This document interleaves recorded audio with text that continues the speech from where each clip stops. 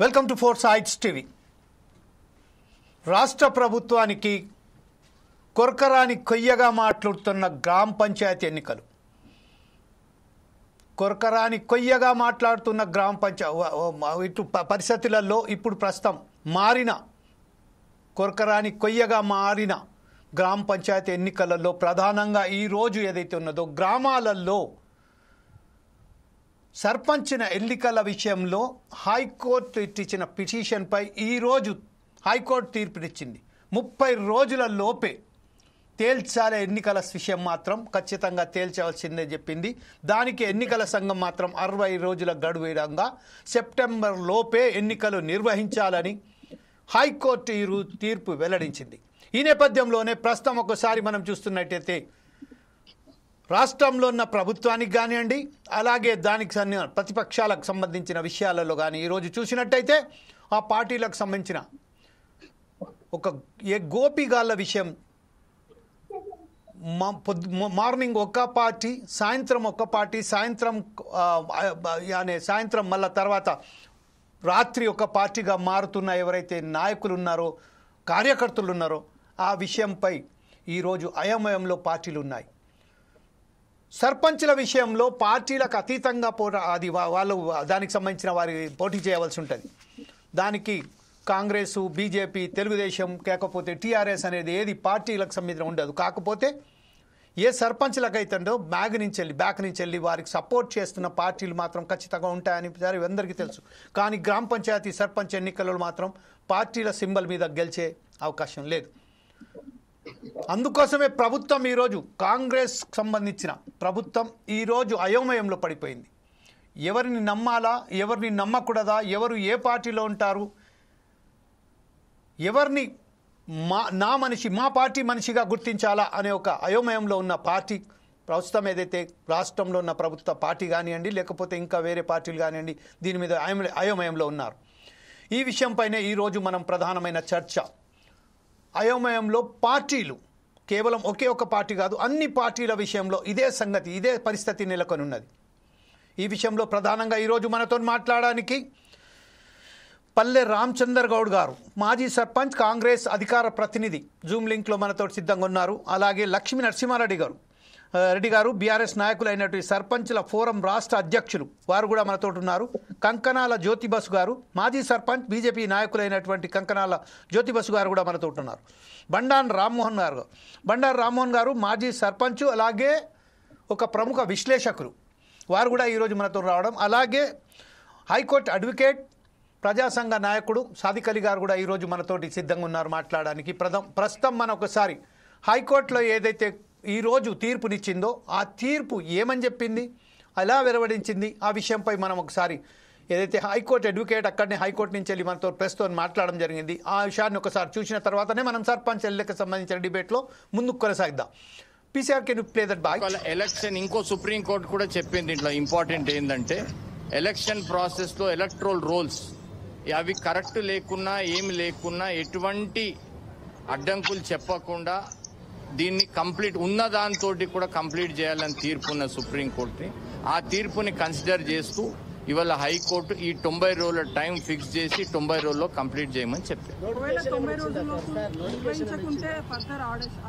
Contempt అవుతుంది నేను అనుకుంటున్నాను, స్టేట్ గవర్నమెంట్ చేయదని అనుకుంటున్నాను. అయితే they will go for extension. ఏమనంటే కొన్ని కారణాలు చూపిస్తూ పోవచ్చు. బట్ సుప్రీంకోర్టు జడ్జిమెంట్ అయితే క్లియర్గా ఉంది. యాక్చువల్లీ వీళ్ళు 6 నెలల ముందు 5 years 6 నెలల ముందే స్టార్ట్ చేయాలి, అది చేయలేరు. చేయకపోవడం వల్ల కోర్టుని ఆశ్రయించడం జరిగింది. ఎటువంటి నోటిఫికేషన్ ఏం చెప్పలేదు. 30 రోజులలో స్టేట్ గవర్నమెంట్ కంప్లీట్ చేస్తుంది, ఇంకా 60 రోజులలో ఎలక్షన్ కమిషన్ ప్రాసెస్ కంప్లీట్ చేయాలని చెప్పింది. మేము ఏదైతే గ్రామాలలో ఈరోజు పాలన అస్తవ్యస్తం అయిందో, మరి ఈరోజు ప్రభుత్వానికి చెంపపెట్టు విధంగా తీర్పునియడం అనేది చాలా సంతోషంగా ఉంది. ఎందుకంటే ఇప్పుడైనా కళ్ళు తెరిచి మరి 3 నెలల్లోపు ఎన్నికలు నిర్వహిస్తే గ్రామాలు బాగుపడతాయని చెప్పి మేము ఈ సందర్భంగా భావిస్తా ఉన్నాము. అదేవిధంగా వాటికి తోడుగా మరి ఇప్పటి వరకు గడిచినటువంటి 5 సంవత్సరాలలో ఎన్నో గ్రామాలలో ఎన్నో అభివృద్ధి పనులు చేసి మరి చేసినటువంటి పనులకు మాకు బిల్లులు రాక ఈరోజు కోర్టుల చుట్టూ అధికారుల చుట్టూ తిరిగినాము, ప్రభుత్వం చుట్టూ తిరిగినాము, లాస్ట్ కోర్టు చుట్టూ కూడా తిరిగే పరిస్థితి ఈరోజు మీరు ప్రత్యక్షంగా చూస్తా ఉన్నారు. ప్రభుత్వం ఇప్పటికైనా కళ్ళు తెరిచి మా యొక్క పెండింగ్ బిల్లులు చెల్లించాలి, అదేవిధంగా ఎన్నికలు కూడా సకాలంలో నిర్వహించాలి, ఆరోగ్యవంతంగా ఉన్నటువంటి ఈ తెలంగాణ గ్రామాలను తెలంగాణ పల్లెలను మరి అభివృద్ధి దశలో తీసుకుపోవాలని చెప్పి మేము ప్రభుత్వాన్ని డిమాండ్ చేస్తా ఉన్నాం. మేము ఏదైతే ఇప్పటి వరకు మరి అడ్వకేట్ గారు చెప్పినారో ఒకవేళ సెప్టెంబర్ లోపల ఎన్నికలు నిర్వహించకపోతే మరోసారి కోర్టు మెట్లెక్క తప్పదు. ఖచ్చితంగా ప్రభుత్వము 3 నెలల లోపు ఎన్నికలు నిర్వహించాలి, నిర్వహించకపోతే మళ్ళీ మేము ఖచ్చితంగా కోర్టుకు రావడం జరుగుతుంది. మనం చూసాం ఇప్పుడు కోర్టు తీర్పు ఏదైతే వెల్లడించిన తర్వాత అక్కడ అడ్వకేట్ గారు మాట్లాడారో, అలాగే తెలంగాణ సర్పంచుల అధ్యక్షులైనటువంటి లక్ష్మీ నరసింహారెడ్డి గారు కూడా చూడడం జరిగింది. ఈ విషయంపై మనం చూసినట్టయితే గత సంవత్సరం ఫిబ్రవరి నెలలోనే ఎలక్షన్స్ సర్పంచులకు సంబంధించిన గడువు ముగింపు కాగా ఇప్పటి వరకు సర్పంచుల ఎలక్షన్స్ నిర్వహించకపోవడం చాలా శోచనీయం. ఈ విషయంలో ప్రధానంగా మనం ఒకసారి గుర్తించినట్టయితే ఇప్పటి వరకు దర్దాపుగా వందలాది మంది ఎవరైతే ఉన్నారో నిన్న కూడా మనం చూసాం, ఇంత ఒక 2-3 రోజుల క్రితం కూడా చూసాం. అప్పుల బాధ తట్టుకోలేకనే సర్పంచులు ఆత్మహత్యలకు పాల్పడుతున్నారు.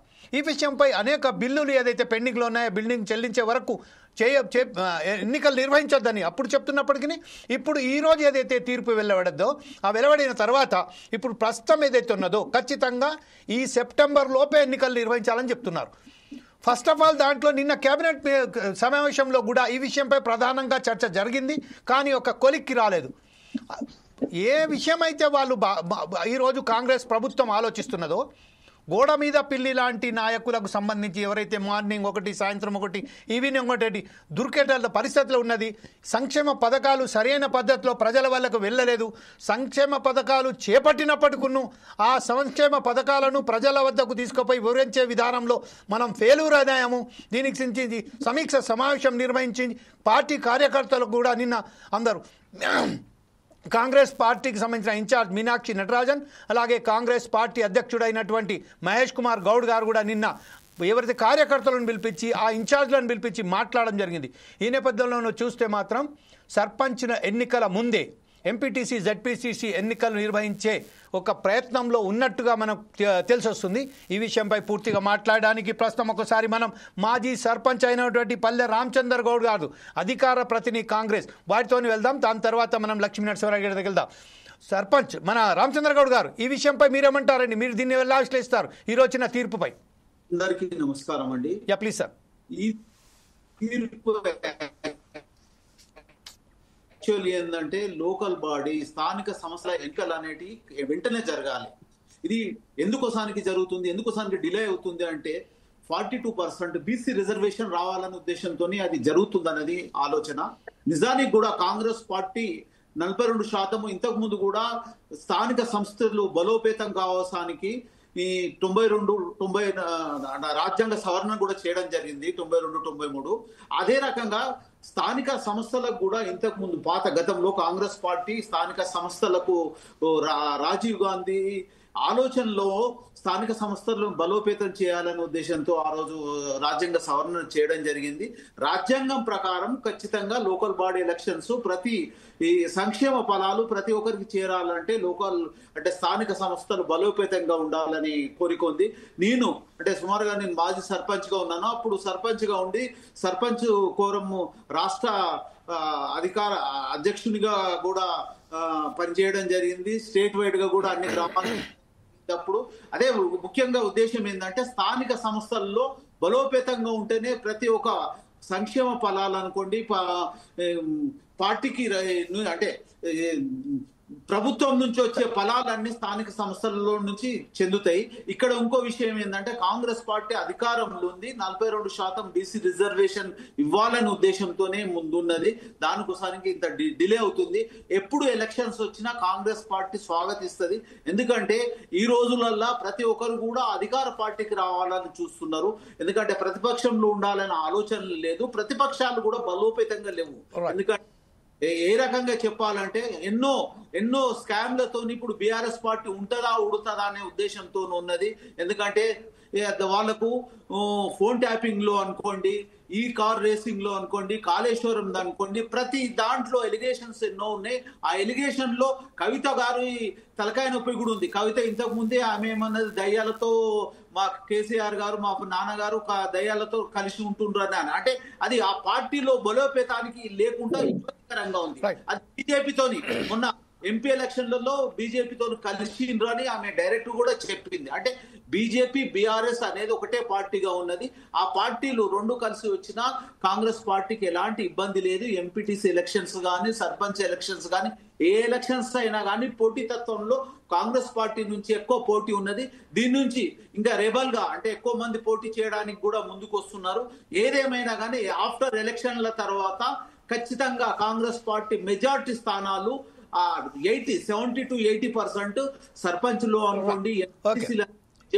ఓకే సార్, రామచంద్ర గౌడ్ గారు, ఇప్పుడు ప్రస్తుతం ఏదైతే ఉన్నదో మనం చూస్తున్నాం. ఖచ్చితంగా అంటే ఏడాదిన్నర పాటు నుంచి ఇప్పుడు ఇదే కాలయాపన చేసుకుంటున్న కాంగ్రెస్ ప్రభుత్వం ఈ రోజు హైకోర్టు తీర్పు ఇచ్చిన తర్వాత ఖచ్చితంగా 90 రోజులలో నిర్వహించాలని తీర్పు ఇచ్చిన తర్వాత ఈ రోజు ఇలా మాట్లాడడం జరుగుతుంది. ఈ విషయంపై బీఆర్ఎస్ నాయకులైనటువంటి లక్ష్మీ నరసింహారెడ్డి గారి దగ్గరికి వెళ్దాం. లక్ష్మీ నరసింహారెడ్డి గారు, ఇప్పుడు ప్రస్తుతం మన రామచంద్ర గౌడ్ ఏం చెప్తున్నారంటే ఖచ్చితంగా కాంగ్రెస్ పార్టీ 70 నుంచి 80% వరకు సీట్లు విజయం సాధిస్తుంది అని చెప్తున్నారు.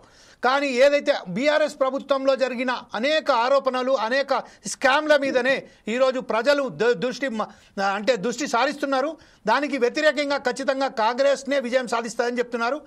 ఈరోజు ఈ విషయంపై అదే బీఆర్ఎస్ నాయకునిగా, మాజీ సర్పంచ్ల సంఘం అధ్యక్షునిగా మీరేమంటారండి? ఈరోజు అన్న ఏదైతే 4 Sides టీవీ డిబేట్ లో పాల్గొంటున్నటువంటి గౌరవ పెద్దలందరికీ, అదే విధంగా ప్రేక్షకులకు నమస్కారాలు తెలియజేస్తూ, అన్న ఏదైతే చెప్పిండో ఇప్పటికిప్పుడు ఎన్నికలు నిర్వహిస్తే సీట్లు వస్తాయి, ఇంకా ప్రభుత్వం చాలా బ్రహ్మాండమైనటువంటి కార్యక్రమాలు చేస్తుంది అని చెప్పి ఏదైతే చెప్తున్నారు, అది మనం డిబేట్ లో కూర్చొని మాట్లాడితే కాదు, ప్రజలకి వెళ్ళి ప్రజల దగ్గర మనం తెలుసుకుంటే తెలుస్తుంది. ప్రజల దగ్గరికి పోయి అడిగితే తెలుస్తుంది ఈ ప్రభుత్వం ఎన్నికలకు పోక ముందుకు ఏ విధమైనటువంటి హామీలు ఇచ్చింది, హామీలు ఇచ్చిన తర్వాత ఏ విధమైనటువంటి హామీలను అమలు చేసింది. ఎందుకంటే ఈరోజు ఒక్కసారి మనం చూస్తే ముందుగా ఫ్రీ బస్ అనేది, మహిళలకు ఉచిత బస్ అనేది అయితే పథకం పెట్టిరో, ఆ పథకం పెట్టి ఆ పథకంలో ఏ విధమైనటువంటి పరిస్థితులు ఎదుర్కొంటున్నామో మీరు అందరూ చూస్తా ఉన్నారు. ఒక పక్క బస్సుల యొక్క సంఖ్యను పెంచలేదు, అదే విధంగా సరైన వసతులు కల్పించకుండా ఫ్రీ బస్సు పెట్టి పాపం బస్సులలో చూస్తే పరిస్థితి కొట్టుకునేటువంటి పరిస్థితులను కూడా మనం చూస్తా ఉన్నాం. దానికి రుణమాఫీ అని చెప్పారు. ఈ రుణమాఫీ అని చెప్పి ఆ రుణమాఫీ 21,000 కోట్లు వేసినాం మేము అని చెప్పడం జరిగింది. ఇప్పటికీ తెలంగాణలో 3 సార్లు రైతు బంధు ఎగ్గొట్టిరు. మరి రైతు బంధు పైసలే ఆ రుణమాఫీ ఇచ్చిర్రా?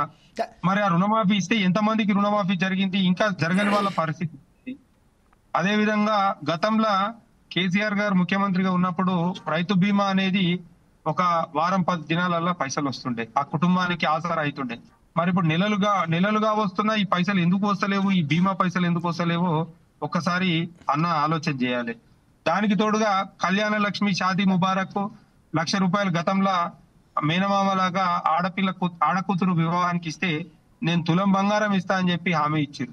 మరి తులం బంగారము ఎందుకు ఇస్తలేరు? అంటే బంగారం దొరుకుతలేదా, లేకుంటే ఆ బంగారం ఇయనీకే మీకు చేతనైతే లేదా? ఒక్కసారి మీరు ఆలోచన చేయాలి. నరసింహారెడ్డి గారు, ప్రస్తుతం కాదు, అదే విషయం కాదు, ఈ రోజు ఏదైతే హైకోర్టు తీర్పు ఇచ్చిందో ఈ విషయం పైన మనం చాలా ఒకసారి నేనేమంటానంటే ప్రస్తుతం ఏదైతే కాంగ్రెస్ పార్టీ గ్రామ పంచాయతీలలో ఏదైతే పాలన అస్తవ్యస్తమై పాలన పడకేసి పట్టించుకున్నట్టు లేకపోతే ఇలా సర్పంచ్లం కోర్టుకు పోతే కోర్టు ఏం చెప్పింది? నిద్రపోతురా మీరు, ఏం చేస్తారు, ఎన్నికలు ఎందుకు నిర్వహిస్తలేరు అని చెప్పి ఈ రోజు కోర్టు ముట్టికాయలు వేసి 3 నెలలు ఎన్నికలు పెట్టాలని చెప్పి చెప్పడం జరిగింది. ఎన్నికలు పెట్టాలి అని చెప్పి చెప్పినాక కూడా ఇంకా ప్రభుత్వం తరపున, ఎలక్షన్ సంఘం తరపున ఉన్నటువంటి న్యాయవాదులు ఏమడుతున్నారంటే 3 నెలల కంటే మన ఎక్స్టెన్షన్ కూడా పోయే అవకాశం మాకు ఇవ్వాలి అనేటువంటి పరిస్థితి ఈ రోజు కనిపిస్తా ఉన్నది. అంటే ప్రభుత్వం ఏం చేస్తున్నది? ఎన్నికలు నిర్వహించకుండా ఎందుకు జాప్యం చేస్తున్నారు? ఇప్పుడు మీరు మంచి పరిపాలన కొనసాగిస్తున్నప్పుడు ఎన్నికలకు ఎందుకు పోతలేరు? మీరు చేసినటువంటి పనులకు ప్రభుత్వానికి ప్రజలు సరైన సమయంలో గుణపాఠం చెప్పేటట్టు ఉండరు. ఈ ఇబ్బంది అయ్యేటట్టున్నది, మనకు ఆశించిన ఫలితాలు వచ్చేటట్లు లేవని చెప్పి ఎన్నికలు నిర్వహించడానికి వెనుకకు పోతున్నారు అనేది ఈరోజు స్పష్టంగా కనిపిస్తా ఉన్నది. ఏది ఏమైనప్పటికీ మీ మీడియా ద్వారా నేను గతంలో కూడా చాలా సార్లు చెప్పినా ఈ రోజు కూడా నేను ఒకటే కోరుతా ఉన్నాను, ఈ ప్రభుత్వాన్ని డిమాండ్ చేస్తా ఉన్నాను.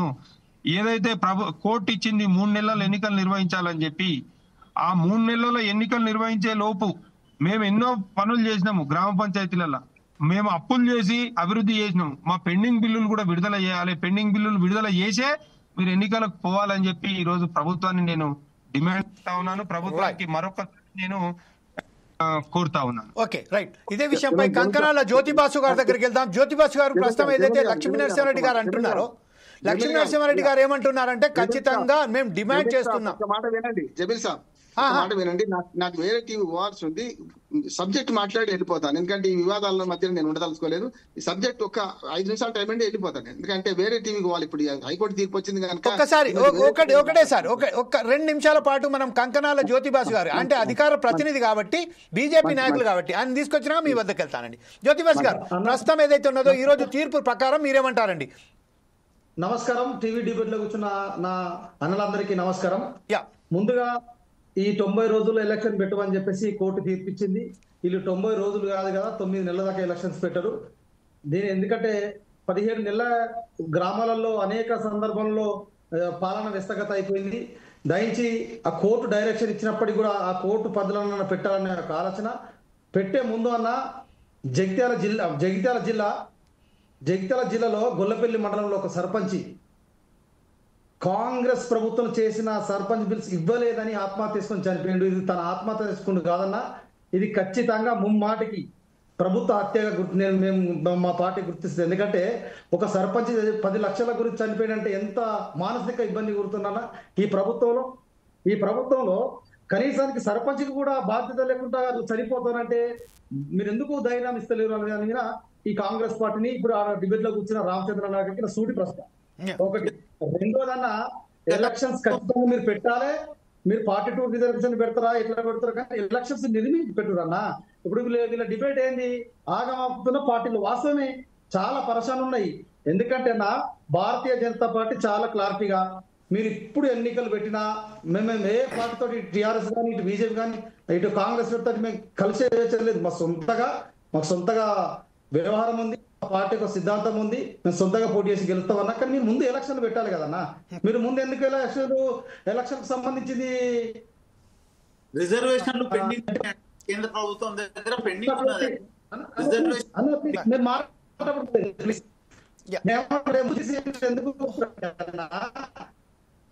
ఈ పార్టీకి సంబంధించిన వ్యవహారంలో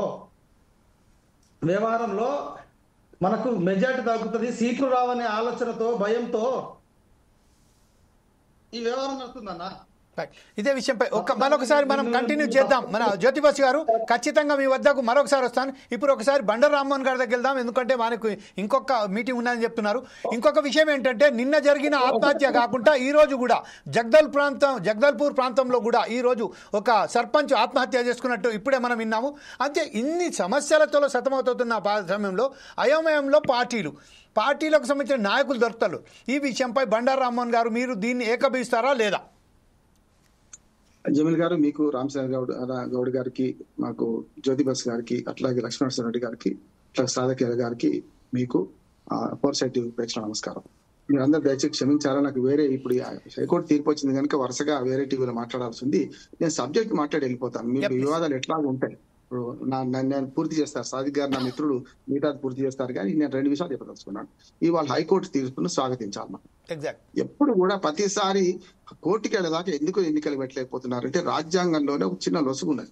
ఏమైందంటే 73, 74 రాజ్యాంగ సవరణ. రామచంద్ర గౌడ్ గారు మీకు క్షమించాలి, మీరు 93, 74 రాజ్యాంగ సవరణ. 73 ఏమో పంచాయతీ రాజ్కి, మనకు 74 ఏమో మున్సిపాలిటీకి వచ్చింది.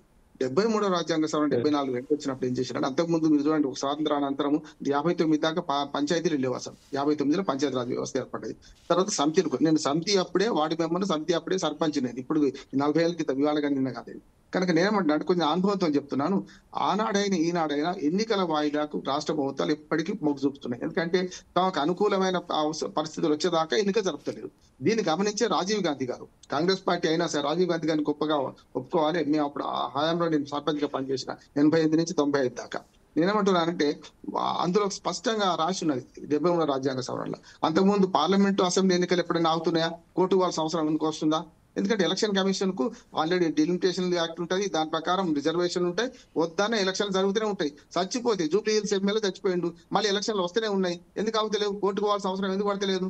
అంటే ఈ రాజ్యాంగ సవరణలో ఒక చిన్న లొసిగ ఏంటంటే రిజర్వేషన్ల ప్రక్రియ పూర్తి చేయడానికి రాష్ట్ర ప్రభుత్వానికి అధికారం ఉంది. ఆ రిజర్వేషన్ల ప్రక్రియ పూర్తి చేసేదాకా వీళ్ళు, అందుకని ఒక సామెత ఉంది జమీల్ గారు మనకు, ముల్జిం చూస్తూ గవాయి చూస్తాను, ముల్జిం చూస్తూ గవాయి చూస్తాను. అంటే ఇప్పుడు గవాయి చూస్తే ముల్జిం చూస్తూ ఇప్పుడు గవాయి ఎవడు? మన ఎలక్షన్ కమిషన్ 1 year నుంచి చెప్తున్నది, అయ్యా మేము రెడీ ఉన్నాం, ఓటర్ లిస్ట్ రెడీ ఉంది, ఎప్పుడు పెట్టమంటే అప్పుడు పెడతాం, మీరు రిజర్వేషన్లు ఖరారు చేయండి అంటుంది. ఇప్పుడు సమస్య ఏమైందంటే పాత 2019లో ఎన్నికలు జరిగినప్పుడు ఏవైతే మండలాలు ఉన్నాయో, ఏవైతే ఉన్నాయి చాలా మారినాయి. గత 2019 తర్వాత చాలా మండలాలు కొత్తగా ఏర్పడ్డాయి. జిల్లాలు 33 జిల్లాలు వచ్చినాయి. అంతకు ముందే కొంచెం 33 జిల్లాలు వచ్చినాయి. వీటితో ఏమైందంటే ఎప్పుడైతే వీటిని సవరణ చేసి వీటిలో రిజర్వేషన్లు ఖరారు చేయకుండా కష్టం. 2019 ఎన్నికల్లో రిజర్వేషన్ ఎప్పుడు ఖరారు చేసినట్టు తమిళనాడు లాగా 2 టర్మ్లకు ఒకేసారి రిజర్వేషన్ ప్రకటించారు. కానీ ఇప్పుడు కొత్త మండలాలు వచ్చినాక మళ్ళీ ఏమైంది? ఆ మండలానికి మళ్ళీ రిజర్వేషన్ ప్రకటించాలి కదా. వీళ్ళేమంటున్నారంటే మేము అట్లా కాదు, ఒకే టైం చేస్తామని కాంగ్రెస్ పార్టీ మళ్ళీ డిలిమిటేషన్ యాక్ట్ మళ్ళీ మొదలు పెట్టుకుని ఎక్కడికక్కడ మళ్ళీ రిజర్వేషన్ ఖరారు చేస్తామన్నారు. మంచిది, తెచ్చేసుకోనియండి. కానీ ఏమైందంటే 42% రిజర్వ్ ఏదైతే అడ్డం వస్తుంది అంటారో, ఇప్పుడు రోగి కోరింది అదే, వైద్యుడు ఇచ్చింది అదే అయింది. ఏమైంది? ఈ 42% మీద మెడ మీద కత్తి ఉన్నది. హైకోర్టు చెప్తే చేస్తున్నాం, ఏం చేయాలా ఇప్పుడు చేయలేమని చెప్పుకోవడానికి కాంగ్రెస్ పార్టీకి ఒక సాకు దొరికింది అంటున్నాను నేను. ఏ మాట కామని చెప్పాలి. ఎందుకంటే మొన్నటిదాకానేమో ఇప్పుడు మేము చెప్తాం, ఇవాళ కాకపోతే రేపు కేంద్ర ప్రభుత్వం మీద నెడదాం, కేంద్ర ప్రభుత్వం ఈ రిజర్వేషన్లకు ఒప్పుకోవాలి, బీసీ లెక్కలకు ఒప్పుకోవాలి, ఈ లెక్కలకు ఒప్పి మీరు డిలిమిటేషన్ లో సుప్రీంకోర్టు తీర్పును అధిగమించుకుంటూ చట్టం చేయాలి, అప్పుడు చేస్తామనేది ఉండేది.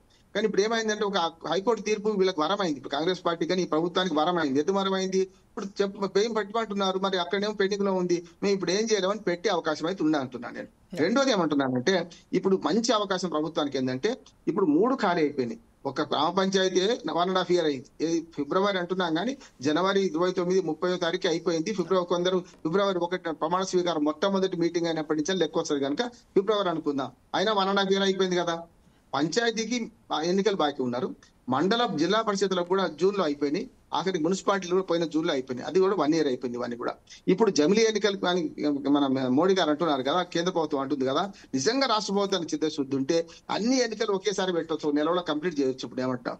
పంచాయతీ ఎన్నికలకు మొదలు ప్రిఫరెన్స్ ఇస్తుంది. ఎప్పుడైనా మీరు అంటున్నారు జమీల్ గారు, నేను విభేదిస్తున్నాను. ఎందుకంటే మొదలు మండలాలు జిల్లా పరిషత్ ఎన్నికలు పెడతారేమో అని పెట్టరు. ఎవరు కూడా పార్టీల బలపరిచి ఇప్పుడు పెట్టుకోరు. ఏ దోట్లో ఈయన నాదే దూడ అని అనిపించుకోవడానికి ఏం చేస్తారంటే ఇప్పుడు సర్పంచ్ ఎలక్షన్లు పెడితే ఎవరు గెలిచినా మావాడే అంటారు. అందరూ అంటారు, ఒక్కలే కాదు, కాంగ్రెస్ కాదు, అన్ని పార్టీలు ఎవరు గెలిచినా మావాడే అంటాడు.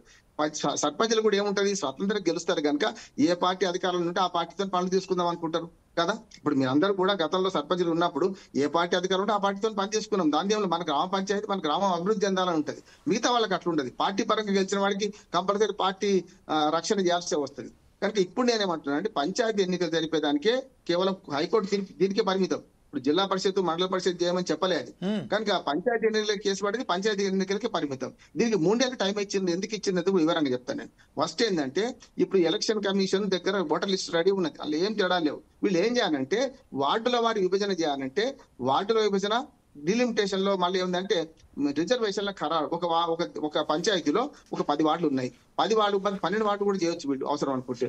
వార్డుల విభజనతో పాటు ఆ రిజర్వేషన్ పంచాయతీలో ఖరారు చేయాలి, మళ్ళీ మండల పరిషత్లో ఖరారు చేయాలి రిజర్వేషన్లు. కొత్త మండలాలు అయినాయి. జిల్లా పరిషత్ జరగాలి, జిల్లా పరిషత్లు అన్నీ ఉన్నాయి. జిల్లా పరిషత్ రిజర్వేషన్ గతంలో ఉంచుతారా మళ్ళీ కొత్త రిజర్వేషన్స్ ప్రకటిస్తారా అనేది తేలాలి. ఈ రిజర్వేషన్ కూడా 50% మించి ఉండొద్దు. ఇప్పుడు ఆ సీలింగ్ పనికి వస్తుంది. ఇప్పుడు కొత్తగా కేసీఆర్ గారు ఆనాడు ఎలక్షన్లు పెట్టిన దానికి ఇప్పుడు ఏం తేడా ఉండదు. ఖచ్చితంగా 50% రిజర్వేషనే అమలు చేయాల్సి వస్తుంది. అంటే అంతేమైతే బీసీలకు 22% వస్తుంది రిజర్వేషన్. ఇక తప్పదు. దేనిలైనా పంచాయతీ నుంచి మొదలుపెట్టి దేనిలైనా సరే దీన్ని పాటించుకుంటూ ఎలక్షన్ జరుపుతారా, మళ్ళీ అప్పీల్కి వెళ్తారా? ఇప్పుడు తీర్పు రాగానే ఇళ్ళకి పండుగ కాదు. ఇప్పుడు కాంగ్రెస్ పార్టీ రేపు పొద్దున ఈ ప్రభుత్వము మళ్ళీ అప్పీల్ పోవచ్చు, డివిజన్ బెంచ్కి పోవచ్చు. ఎన్నికల మీద సెప్టెంబర్ లో కొన్ని కారణాలు చూపెట్టచ్చు. నేను మొదటి నుంచి అంటున్నాను, జూన్ దాటిందంటే జూలై ఆగస్టు లో ఎన్నికలు జరిగాయి, సెప్టెంబర్ దాకా జరిగాయి అంటున్నాను. ఎందుకంటే అక్టోబర్ లో జరగాలి, నవంబర్ లో జరగాలి. ఎందుకంటే వర్షాకాలం కూడా పోవాలి కదా. ఇప్పటికే పళ్ళ మీద ఉంటారు గ్రామాలలో ఉన్న వాళ్ళు, ఎన్నికలకు చాలా కష్టం అంటున్నాను. ఒక మాట చెప్పి ముగిస్తాను నేను, ఎందుకంటే ఒకేసారి చెప్పేసి పోతా. రెండోది ఏమైతుందంటే ఇవాళ అప్పీల్కి పోవచ్చు, లేకపోతే ఈ అప్పీల్ క్యాన్సిల్ చేస్తే సుప్రీంకోర్టు కూడా పోవచ్చు. అయ్యా మాకు దీపావళి తర్వాత అక్టోబర్ నవంబర్లో పెడతామని పోతారని నేను అనుకుంటున్నాను. నెంబర్ 1. పోకపోతే మంచిదే. పోకపోతే నా సలహా ఏంటంటే దీనికి ఈ 3 ఎన్నికలు జరపండి వరుసగా, ఏమైనా కానీ. ఎందుకంటే ఒకేసారి మళ్ళీ 5 సంవత్సరాల కోసం ఎన్నికలు వస్తే కనుక సమస్య లేకుండా పోతుంది. ఇంకోటి కూడా ఇవాళ పార్టీల పరంగా మీరు అంటున్నారు, ఎంట్రోలు చదివారు జమీల్ గారు, కింది స్థాయి నాయకులు అందరూ పార్టీలు మారుతున్నారు, గోడ పిల్లులు గోపీలు అంటున్నారు కదా. పెద్ద నాయకులే ఆవు చేలో వేస్తే దూడ గట్టిన వేస్తుందా? దుర్మార్గంగా గెలిచిన ఎమ్మెల్యేలు ఎంపీలే పార్టీలు మారి దుర్మార్గం చేస్తుంటే ఊళ్ళ పార్టీలు నిజంగా చెప్పాలంటే ఇవాటికి కూడా గ్రామ స్థాయి నాయకత్వం నిబద్ధతతో ఉంది. ఏ పార్టీ వాడు ఆ పార్టీకి ఉంటున్నాడు. ఈ ఇంటి మీద కాకి ఆ ఇంటి మీద వాళ్ళదు గట్టిగా మాట్లాడితే వాళ్ళు మారిండు, వాళ్ళు తప్పు చేస్తున్నారు కానీ అందులో వీళ్ళు కూడా తప్పు చేస్తున్నారు. కానీ గతంలో ఎన్నికలు చూసినా ఇప్పుడు చూసినా ఇప్పటికీ గ్రామీణ నాయకత్వం ఏ పార్టీకి ఉన్నదో ఆ పార్టీ కట్టుబడి ఉన్నారు. మనం వాళ్ళని అవమానించవచ్చు. నెంబర్ 1. రెండోది ఏంటంటే 3 నెలల కాలం ఏదైతే ఇచ్చిందో ఈ నెల లోపల రిజర్వేషన్లు ఖరారు చేసి ఎలక్షన్ కమిషన్ ముందు ఇదే రిజర్వేషన్లు పంచాయతీలకు ఇన్ని వార్డులు అని చెప్పాలి. చెప్పినాక 2 నెలల టైం ఉంది కదా. ఇప్పుడు పంచాయతీ ఎన్నికలకు పార్లమెంట్ ఎన్నికలు అసెంబ్లీ ఎన్నికలకు తేడా ఉన్నది. అసెంబ్లీ పార్లమెంట్ కి అయితే 14 రోజులు గడువు అవసరం. ఏది మన విడ్రాస్ ముగిసిన తర్వాత. ఇక్కడ 7 రోజులే అవసరం. ఇప్పుడు ఇంతకుముందు ఎవరు అన్నారు, ఏది హైకోర్టు అడ్వకేట్ తప్పు చెప్పిండు. యాక్చువల్ గా 3 నెలల ముందు నుంచి ఎప్పుడైనా పెట్టచ్చు. 6 నెలలు కాదు, ఇక్కడ 3 నెలల ముందే పంచాయతీ ఎన్నికలు కానీ మండలాలు కానీ అక్కడ మన పార్లమెంట్ కు అసెంబ్లీకి 6 నెలల టైం ఉంది. 6 నెలల లోపు ఎప్పుడైనా పెట్టొచ్చు. కానీ ఇక్కడికి వచ్చి 3 నెలల టైం ఉంది. 3 నెలల లోపు ఎట్టనే పెట్టొచ్చు కదా. మరి ప్రభుత్వం ఏర్పడి అయింది. ఈ ఎలక్షన్ కమిషన్ ఏం చేస్తుంది? గట్టిగా ఒత్తిడి చేయొద్దా? మాకు టైం ఉన్నది, మేము ఖచ్చితంగా చేయాలి, ఇస్తారా చస్తారా అని చెప్పాలి. ఎలక్షన్ కమిషన్ కోర్టుకు పోవాలి. మొట్టమొదటి సర్పంచ్ పోయేలా కాకపోతే ఎలక్షన్ కమిషన్ ఎవరి చేతులు ఉంది? రాష్ట్ర ప్రభుత్వం చేతులు ఉంది. ఇవాళ కాంగ్రెస్ ఉండొచ్చు, మొన్న దాకా బీఆర్ఎస్ ఉండొచ్చు. బీఆర్ఎస్ ఏమే మేము కోర్టుకు పోయినాం. ఇవాళ సర్పంచులు మనం పార్టీల పరంగా చీలిపోయి మాట్లాడుతున్నాం కానీ బీఆర్ఎస్ లో 2 సార్లు కోర్టుకు పోయింది అయింది ఎలక్షన్స్ అయినా. అంతకుముందు కాంగ్రెస్ లో 2013 అయినప్పుడు కోర్టుకు పోయింది ఎలక్షన్స్ అయినా. 2006లో అయితే 2013 దాకా ఎందుకు అయింది? ఆనాడు కాంగ్రెస్ ప్రభుత్వం ఉన్నది. 2006లో 13లో అయితే 2019 దాకా ఎందుకు ఆగింది? ఆనాడు బీఆర్ఎస్ ప్రభుత్వం కదా. పార్టీల గొడవలు మనం పడొద్దు. స్థానిక నాయకత్వాలు గట్టిగా ఆలోచించండి. మీరు పార్టీల పరంగా చీలిపోకండి. గ్రామీణ నాయకత్వాన్ని బలోపేతం చేయాలంటే మన పార్టీలు చూడొద్దు. అంతేనే గ్రామ పంచాయతీ ఎలక్షన్ లో పార్టీలు లేకపోవడం మంచిదే. కానీ ఎన్టీ రామారావు చేసిన పనితో ఇది వచ్చింది. ఇదివరకు సమితిలకు రాజకీయాలు లేకుండా సమితిలలో సమితి ప్రెసిడెంటే సుప్రీం అన్నాడు. ఎమ్మెల్యే ఎక్కడ ఎవరు కానీ ఎమ్మెల్యేను ఎవరు కానకపోదురు. అటువంటిది ఇవాళ పార్టీల పరంగా జడ్పీటీసీలకు ఎంపీటీసీలకు పార్టీలు వచ్చి ఇవాళ చీలిపోతుంది. గ్రామీణ ప్రజలు చీలిపోతున్నారు పార్టీల పరంగా. ఇది కాకుండా ఉండాలంటే 3 స్థాయిల ఎన్నికలు ఇప్పుడే జరపండి దయచేసి. కాంగ్రెస్ పార్టీ విజ్ఞప్తి ఏంటంటే స్థానిక ప్రభుత్వాలు నిర్వీర్యం అయిపోయినాయి. ఇవాళ ట్రాక్టర్లన్నీ చెదలు పడుతున్నాయి, తుప్పబడుతున్నాయి. గ్రామీణ పాలన మందగించింది. గ్రామంలో ఎవరు సఫాయి కార్మికులు జీతాలు 3 నెలల జీతాలు సఫాయి కార్మికులకు. మీరు గమనించి ఇప్పటికైనా సరే ఎన్నికలు వీలైన తొందరగా 3 స్థాయిలో ఎన్నికలు జరపాలని కాంగ్రెస్ ప్రభుత్వం. రామ్మోహన్ గారు, ఒక విషయం నేను క్లారిటీగా తెలుసుకున్నాను. అయోమయంలో పార్టీలు అని చెప్పాము కానీ అయోమయంలో కార్యకర్తలు అని చెప్పలే. పార్టీలకు సంబంధించిన కార్యకర్తలు మాత్రం చాలా పార్టీలకు ఖచ్చితంగా వారు కట్టుబడి ఉన్నారు. కాకపోతే ఎవరైతే నాయకులు అన్నారో ఆ పార్టీ నాయకుల పరిస్థితే ఈరోజు గోపీలుగా ఉన్నారని చెప్పుకుంటా పోతున్నారు. 4 Sides టీవీ క్లారిటీ ఒకటి తెలుసుకున్నది.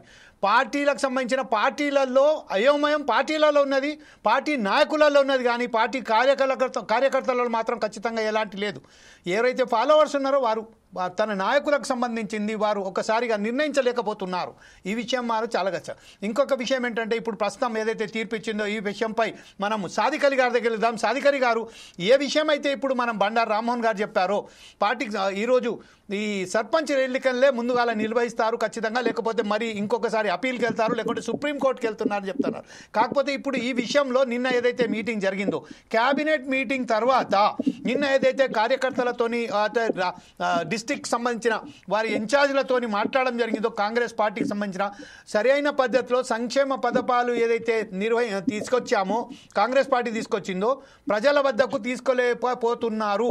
దీనికి ప్రజల దగ్గరికి తీసుకెళ్ళండి, సిద్ధం కండి అని కాంగ్రెస్ పార్టీకి సంబంధించిన ప్రధానమైన నాయకులు ఎవరైతే ఉన్నారో ప్రెసిడెంట్ మహేష్ కుమార్ గౌడ్ గారు, అలాగే ఇన్ఛార్జ్ మీనాక్షి నటరాజన్ గారు చెప్పడం జరిగింది. ఈ విషయంపై మీరు జెడ్పీటీసీ ఎంపీటీసీ ఎలక్షన్స్ ముందుగానే పెట్టారు, కాకపోతే రామ్మోహన్ గారు అంటారు పెట్టారు ఖచ్చితంగా సర్పంచ్ ఎన్నికలే పోతారు అని చెప్తున్నారు. ఈ విషయంపై మీరు ఎలా స్పందిస్తారండి? ముందు కాంగ్రెస్ సమాయత్తమవుతుంది అనే విషయాన్ని మీరు చెప్పారు. కాంగ్రెస్ ని మేమేమో తప్పు చేసినామా సామాజిక సంస్థల ద్వారా అప్పుడు రాహుల్ గాంధీతో కలిసి మరి కాంగ్రెస్ పార్టీ రావాలి అని అనుకున్నప్పుడు అని మాకు అనిపిస్తుంది. ఎందుకు అంటే చెప్తాను. ప్రజల మధ్య వీళ్ళు లేకుండా 18 నెలల నుంచి వీళ్ళు ఎక్కడ ఉన్నారో అర్థం కాదు. నేను కాంగ్రెస్ వాళ్ళకు పదే పదే అనేక డయాస్లలో చెప్పింది ఏంటంటే ప్రజల మధ్యకి వెళ్ళండి, ప్రజల మధ్యలో ఉండడానికి ప్రయత్నం చేయండి అని. దురదృష్టవశాత్తు ఎందుకో గాని కాంగ్రెస్ పార్టీ ప్రజల మధ్య లేకపోవడం వల్ల ఈ రోజు మళ్ళీ ప్రజల్లోకి వెళ్దాము అనే మాట చెప్పుకున్నట్టున్నది. చెప్పుకొని అది పార్టీల ఇష్టం. అయితే ఇక్కడ ముఖ్యమైన విషయం ఏంటంటే స్వపరిపాలన తర్వాత స్థానిక సంస్థ. స్థానిక సంస్థలు స్వపరిపాలన రాజ్యాంగబద్ధంగా ఏముందంటే ఎవరైతే ఎన్నికవుతారో ఎన్నికలకు పూర్తయిన ఎన్నికలకు ప్రజాప్రతినిధులు ఎన్నికలుగా ఉన్నటువంటి స్థానిక సంస్థలకు మాత్రమే నిధులు మంజూరు చేయాలని ఆర్థిక సంఘాలు చెప్తాయి. అందుకోసమని ఆర్థిక సంఘం మొట్టికాయ వేయడం వల్ల ఆర్థిక సంఘాలు వాటికి కావలసినటువంటి నిధులను ఆపివేస్తూ ఉంటాయి. మీ దగ్గర ఎలక్షన్లు అయి మీరు ప్రజాప్రతినిధులు మీ దగ్గర ఉంటేనే మేము నిధులు ఇస్తామని ఆర్థిక సంఘం ఖరాఖండిగా చెప్తుంది. అది చెప్పడం అనేది విషయం వీళ్ళకు తెలియకపోవడమో మరి లేకపోతే కాంగ్రెస్ పార్టీలోకి తెలియదో లేకపోతే ఆ అధికారులు చెప్తలేరో మనకు అర్థం కాదు. సరే, ఆ విషయం పక్కన పెడదాం. ఇక మూడో విషయానికి వచ్చినప్పుడు విషయం ఏంటి? స్థానిక సంస్థల ఎన్నికల్ని ఎందుకు చేయలేకపోతున్నాం? చాలా గమ్మత్తుగా చెప్తారు, మేము 42% తీసుకొచ్చినాం, బీజేపీ వాళ్ళు చెప్తలేరు. బీజేపీ వాళ్ళు అంటారు 42% మేము చేయడము మాకు పార్లమెంట్ లో పెట్టాలి, అది చేయాలంటే. నేను వీళ్ళకి చిత్తశుద్ధి ఉంటే ముందుగా మీరు పార్టీ టికెట్లు ఇవ్వండి 42%, లేకపోతే పార్టీల తరఫున నిలబెట్టి మీరు చేసుకోండి. అక్కడ మీ క్యాబినెట్ 42% ఉండదు, మీరు ఇచ్చే ఎమ్మెల్యే టికెట్ల 42% ఉండదు. మీరు చెప్పేటి అన్ని కూడా గమ్మత్తుగా చెప్తే రాజకీయ పార్టీలు గమ్మత్తుగా విషయాలను ప్రజలకు చెప్పి ప్రజల్ని మభ్యపెడుతూ ఉంటారు. 42% స్థానిక సంస్థలే కట్టుబడి ఉంటారా? క్యాబినెట్ కట్టుబడి ఉండరా? 42% ఎమ్మెల్యేలకు కట్టుబడి ఉండరా? 42% మీరు ఇచ్చే కార్పొరేషన్ పదవులు ఉన్నాయి, 42% కట్టుబడి ఉండరా? దేనికి కట్టుబడి ఉంటారు మీరు? దేనికి కట్టుబడి ఉండరు. అక్కడ పార్లమెంట్ బిల్లు కావాలంటే పార్లమెంట్ బిల్లు దీనికి అవసరమా? అంటే మీకు మీ చిత్తశుద్ధిని ఏ పార్టీ అయినా తన చిత్తశుద్ధిని నిరూపించుకోవడానికి కమ్ ఫార్వర్డ్, వాళ్ళు చాలా క్లియర్ గా కమ్ ఫార్వర్డ్ కావాలి. వాళ్ళు చాలా చెప్పేదానికి చేసేదానికి చేయాలి. ఆ కవితమ్మ చెప్పిన అటు బీఆర్ఎస్ లో ఇటు మన కాంగ్రెస్ పార్టీలో మన బీసీ నాయకులు చెప్పినా అటు బీజేపీలో బీసీ నాయకులు చెప్పినా కూడా మీరు ఇస్తారా? మీరు అట్లా రేపు మీరు మీ పార్టీ వాళ్ళని రేపు జడ్పీటీసీలు ఉన్నాయి, జడ్పీ చైర్మన్లు ఉన్నాయి, జడ్పీ చైర్మన్ 42% నిలబెట్టి గెలిపిస్తారా? సరే, చట్టం కాదనుకుందాం, ఆ మధ్యలో చట్టం కాదు.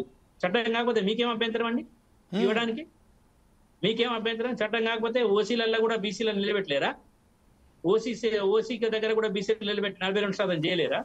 అంటే ఇవన్నీ చిత్తశుద్ధి లేని పనులు, మీరు ఏదో చెప్పాలనుకుని చేసే పనులు. ఇవన్నీ కూడా రాజకీయంగా గత 75 సంవత్సరాల నుంచి భారతదేశ ప్రజలు గమనిస్తూనే ఉన్నారు. ఈ రాజకీయ పార్టీల నాయకుల యొక్క చల్లబొలి కబుర్లన్నీ కూడా చూస్తూనే ఉన్నారు. ఇప్పుడు విషయానికి వస్తే, సబ్జెక్ట్ కి వస్తే, స్థానిక పరిపాలనలో మీరు రాజ్యాంగానికి తూట్లు పొడుస్తారు. ఏ ప్రభుత్వం ఉండనివ్వండి, అది బీఆర్ఎస్ కానివ్వండి, అది కాంగ్రెస్ కానివ్వండి, అది బీజేపీ కానీ, ఏ పార్టీ ఉన్నా కూడా స్థానిక స్వపరిపాలన మా చెప్పు చేతుల్లో ఉండాలి, మా పార్టీ అధికారంలోకి రావడానికి మేమేం చేయాలి అని అనుకుంటారు. అది చాలా తప్పు. మీరు ఈ భ్రమంలోకి వెళ్ళి బయటపడాలి. మా పార్టీ వాళ్ళు గెలవాలి, మేం గెలవాలి, మేము చేసుకోవాలి అనుకుని చేయడం స్థానిక స్వపరిపాలన తప్పు. స్థానిక ఎన్నికలను స్వతంత్రంగా జరగనివ్వాలి. స్థానిక ఎన్నికలకు సర్పంచ్లకు కావలసినంత స్వేచ్ఛ, లిబర్టీ ఇవ్వాలి. వాడు ఏ పార్టీ చెందిన వాడు కానివ్వండి, ఆ గ్రామాన్ని అభివృద్ధి చేసుకోవడం మీ బాధ్యత కాదా? ఆ గ్రామాన్ని అభివృద్ధి చేసుకోవడం మీ బాధ్యత కాదా? అందుకోసమే చాలా మంది మేధావులు ఏం చెప్పారంటే ఈ సర్పంచ్ ఎన్నికల ఈ రాజకీయ పార్టీలను పెట్టకండి అని చెప్పింది. అందుకోసం రాజకీయ పార్టీల ఎన్నికల మీద కాదు, సాధ్యమైనంత వరకు ఆ పార్టీ సింబల్స్ ఉండవు. అదే కదా ఇప్పుడు జరుగుతుంది, అదే కదా ఇప్పుడు స్వతంత్రంగానే గెలుస్తారు కదా సర్పంచులు మాత్రం. గెలుస్తారు. గెలిచినాక ఏం జరుగుతుందో చెప్తాను. ఒక ఇప్పుడు ఇక్కడ కూర్చున్న వాళ్ళందరినీ అడగండి, ఒక సర్పంచ్ ఎన్నికకు ఎంత ఖర్చు అయింది? ఏది ఒక్కరిని చెప్పమనండి, ఏం ఖర్చు కాదని ఈ ప్యానెల్ లో కూర్చున్న వాళ్ళందరినీ అడగమనండి. ఏం ఖర్చు కాదని ఒకరిని చెప్పమనండి. ధైర్యం ఉందా? ఈ అందరు ప్యానెల్లో రాజకీయ పార్టీలు కూర్చొని ఉన్నాయి కదా, ఖర్చు లేకుండా ఏ సర్పంచ్ అయినా గెలుస్తారో చెప్పమనండి. నేను దానికి సిద్ధంగా ఉన్నా. అంటే వీళ్ళు బస్సు పట్టించిన రాజకీయాలను, ఈ పార్టీలు బస్సు పట్టించినాయి. ఏం బస్సు పట్టించినాయి? ఒక గ్రామాలకు వెళ్దాం రమ్మనండి. ఈ పార్టీల వాళ్ళను రమ్మనండి. ఒక్క పైసా ఖర్చు చేయకుండా స్థానిక స్వపరిపాలన ఎన్నికలు జరుగుతాయా? సర్పంచ్ ఎన్నికలు జరుగుతాయా? ఈ ఆత్మహత్యలు ఎందుకు జరుగుతున్నాయి? ఈ ఆత్మహత్యలు ఈ బిల్లులు ఎందుకు వస్తలేవు? ఏం జరుగుతుంది అసలు? స్థానిక ఈ పార్టీలు బస్సు పట్టించినాయండి. స్థానిక స్వపరిపాలన కావలసినంత అది చేసినాయి. నేను ఈరోజు ఛాలెంజ్ చేస్తున్నా ఈ డాష్ మీదకి వెళ్ళి, జమీల్ గారు ఒక్క సర్పంచ్ కూడా పైసలు ఖర్చు పెట్టకుండా గెలుస్తారా చెప్పమండి. గుణ మీద చేసుకొని దమ్ముందా ఈ రాజకీయ పార్టీలకు? Yes, I'm on record. అంటే ఇవన్నీ బస్సు పట్టిన రాజకీయాలు కాబట్టి మళ్ళీ సర్పంచులకు మళ్ళీ వాళ్ళు ఒక 10 లక్షలు, 5 లక్షలు, 3 లక్షలు, 4 లక్షలు, వీళ్ళు ఎన్ని రిజర్వేషన్లు పెట్టినా, 42% తెచ్చినా, వీళ్ళు ఎన్ని తెచ్చినా ఆ పైసలున్నోనే నిలబెడతారు. ఆ పైసలున్నోడే సర్పంచ్ కావాలి. మళ్ళీ ఆ పైసల గురించి మళ్ళీ ఆ సర్పంచ్ ఇదే విషయంపై మనం ఒకసారి మిమ్మల్ని అందరినీ కోరేది ఏంటంటే, స్థానిక స్వపరిపాలనని మీరు చేయాలనుకున్నప్పుడు సర్పంచ్ ఎన్నికలను సజావుగా కొనసాగించు. దమ్ముందా? రాజకీయ పార్టీలకు సజావుగా ఎన్నిక కొనసాగిస్తారా? రండి. దమ్ము లేదండి రాజకీయ పార్టీలకు, దమ్ము లేదు. లాస్ట్ కంక్లూజన్ గా మీ దగ్గరికి మరొకసారి వస్తానండి. జమీల్ గారు, ఇప్పుడు జమీల్ గారు ఒక విషయం చెప్తున్నాం. స్థానిక స్వపరిపాలన ఎన్నికల్లో పైసా ఖర్చు లేకుండా ఎన్నికలు జరగాలని మనం అందరం కోరుకుందాం. సర్పంచ్లు అట్లా ఎన్నిక కావాలని కోరుకుందాం. ఆ బస్సు రాజకీయాలకి ఈ రాజకీయ పార్టీలు ఏవి వాటికి తల ఒగ్గదని చెప్పుకుందాం. అప్పుడు మనము స్వపరిపాలన ఎన్ని రోజులకైనా, ఇప్పుడు ఈ 3 నెలల్లో కావాల్సిందే, రాజ్యాంగ పరిధిలో కావాల్సిందే.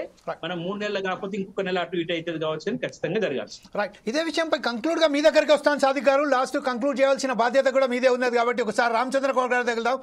రామచంద్ర గౌడ్ గారు, ప్రస్తుతం కాంగ్రెస్ అధికార ప్రతినిధి, మీరు చెప్పండి. ఇప్పుడు గ్రామాలలో సైతం ఇలా సర్పంచ్ ఎన్నికలలో స్వతంత్రంగా సర్పంచులు ఇంతకుముందు వచ్చేది, ఎన్నిక వేడిది, తర్వాత గ్రామాభివృద్ధికి వారు పనిచేసేది ఈరోజు. కానీ ఇప్పుడు పరిస్థితులలో ప్రతి పార్టీలు తనవైన శైలిలో ఆ గ్రామ సర్పంచ్ కూడా తన పార్టీకి కావాల్సిన వ్యక్తి కావాలనే ఏదైతే ప్రయత్నం చేస్తున్నదో అందులోనే అయోమయంలో ఉన్నారు.